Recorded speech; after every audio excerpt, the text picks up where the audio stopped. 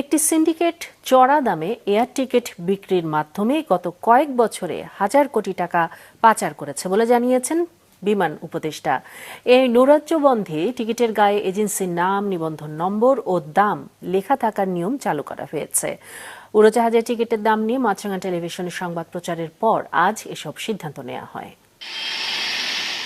কয়েক বছর ধরে টিকিট বিক্রিতে কারসাজি ও সিন্ডিকেটের কারণে ঢাকা থেকে আন্তর্জাতিক রুটে উড়োজাহাজের ভাড়া 2 থেকে 3 গুণ পর্যন্ত বেড়েছে। অভিযোগ রয়েছে, কিছু এজেন্ট টিকিটে যাত্রীর নাম ও পাসপোর্ট ছাড়া আগেই গ্রুপ টিকিটের নামে বুক করে সংকট তৈরি করে বাড়াচ্ছে দাম। এতে বেশি বিপাকে পড়েছেন বিদেশগামী কর্মীরা। এসব নিয়ে সম্প্রতি সংবাদ প্রচার করে মাছরাঙা টেলিভিশন। যে টিকিট হচ্ছে 40,000 35,000 টাকা, সেটা এখন 1,10,000-20,000 টাকা। ওই সংবাদের প্রেক্ষিতে এয়ার টিকিটের অস্বাভাবিক মূল্য বৃদ্ধি রোধে বিকেলে সচিবালয়ে সংবাদ সম্মেলন করেন বেসামরিক বিমান পরিবহন ও পর্যটন উপদেষ্টা। জানান, এয়ার টিকিট নৈরাজ্যের মাধ্যমে গত কয়েক বছরে হাজার হাজার কোটি টাকা পাচার করা হয়েছে। কয়েকদিন আগে মাছরাঙা টেলিভিশন এটার উপর একটা নিউজ করলেন। আমরা এই নিউজটা নিয়ে নিজেরাই যখন আমি সচিব মহোদয়কে প্রথমে ফরওয়ার্ড করলাম নিউজটা করে, আমরা যখন অ্যানালিসিস করলাম, নিবন্ধিত যে ট্রাভেল এজেন্ট আছে সম্ভবত 1,500, অনিবন্ধিত আমাদের জানা মতে প্রায় 20,000-এর উপরে ট্রাভেল এজেন্ট আছে। এই পান দোকান থেকে শুরু করে বিভিন্ন জায়গায় এরা একটা কৃত্রিম সংকট তৈরি করে সকলে মিলে। অনলাইন ট্রাভেল এজেন্টেও একটা মারাত্মক দুর্বৃত্তায়ন হচ্ছে, যে জিনিসটা আমাদের দেশের টিকিট বিদেশ থেকে বিক্রি হচ্ছে।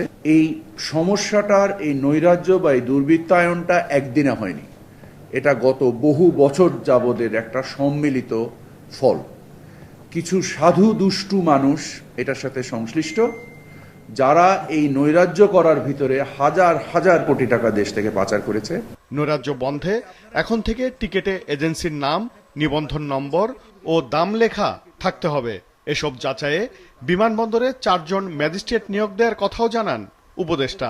আমরা যখন জিজ্ঞেস করি টিকিট কত টাকা দিয়ে কিনেছেন, স্পষ্টভাবে বলতে পারেন না। কেন পারেন না? কারণ ওনারা জানেন একটা প্যাকেজ মূল্য, আমি এত টাকা দিয়ে বিদেশে যাচ্ছি। সো ওনার কাছে জিনিসটা স্পষ্ট না।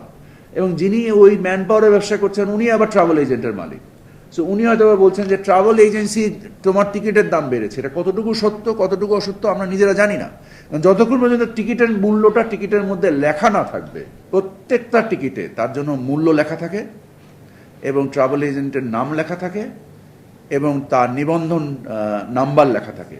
এই 3টে জিনিস থাকলে আমরা যে তদারকির কাজটা করছি, আমরা যে সুপারভাইজারি যে স্ট্রাকচারটা করছি, এটা আমাদের জন্য অনেক বেশি সহায়ক হবে। যা আমরা একেবারে 360 ডিগ্রি অ্যাঙ্গেল বলতে যেটা বোঝায়, আমরা সামগ্রিকভাবে এই নৈরাজ্যকে থামাতে চাই। টিকিট নৈরাজ্যের সাথে জড়িত কাউকে ছাড় দেয়া হবে না বলে হুঁশিয়ারি দেন উপদেষ্টা। এই নৈরাজ্যের সাথে যারা জড়িত তারা কখনো কোনোভাবে রেহাই পাবে না। উবাইদুল কবির, মাছরাঙা সংবাদ, ঢাকা।